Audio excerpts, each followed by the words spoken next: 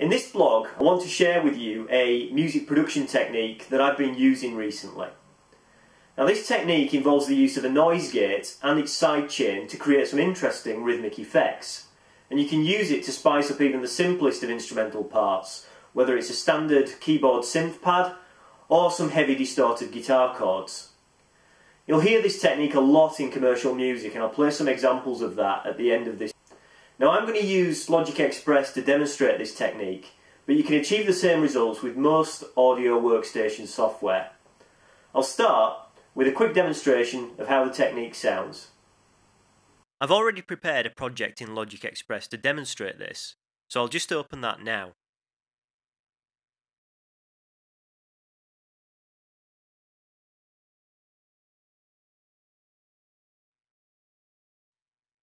First of all, I'll play the track without the noise gate technique, so you can hear how it sounds normally.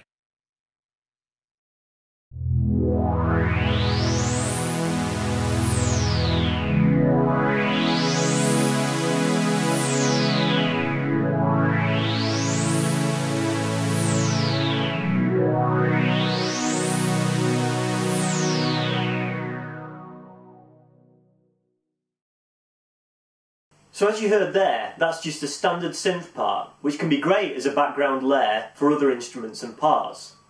But if you're looking to drive the track along a bit, it can help to introduce a more rhythmic element to this type of part, and that's where the noise gate and its sidechain control come in.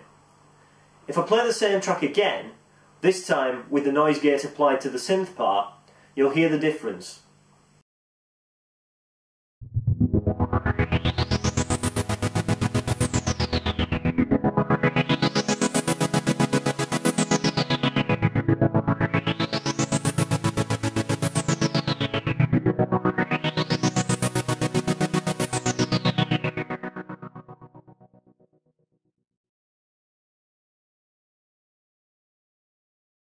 So you can hear straight away that the synth part sounds like it's got more to it. I've created this effect by using the sidechain control of a noise gate plugin, together with a separate rhythm track, which you can't hear in the main mix.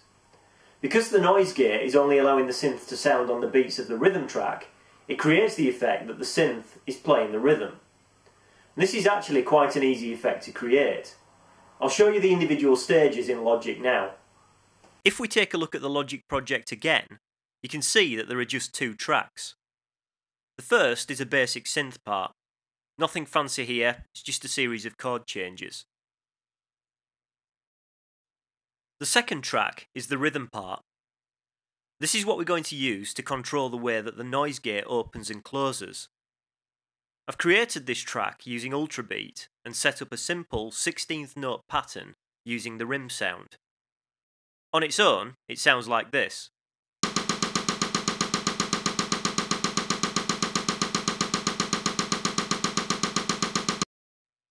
It's not particularly inspiring on its own, although you can play around with the pattern with different note divisions and also different sounds.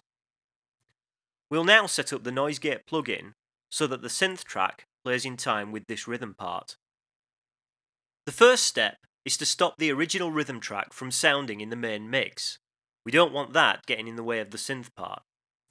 To do this, we'll simply assign the rhythm track to its own separate bus in Logic Express. I'm going to use bus 1. Next, we need to make sure that bus 1 is not assigned to our main mix outputs. Now, we need to set up the noise gate plugin on the synth track. First, we'll select a standard noise gate plugin.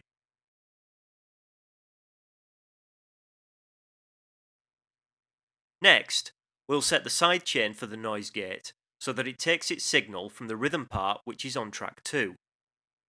We've assigned the rhythm track to bus 1, so we'll select bus 1 in the sidechain.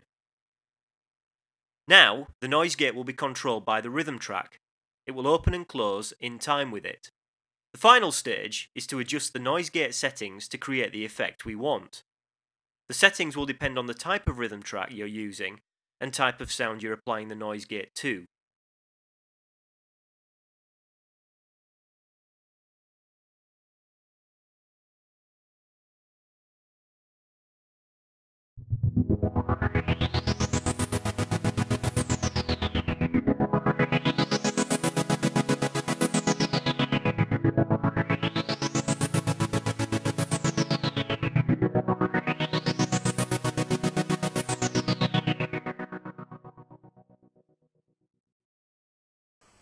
it is, a quick and simple way to add some interest to your tracks. As I said at the start, this is a technique you'll hear a lot in commercial music, and I'll leave you with some examples for inspiration.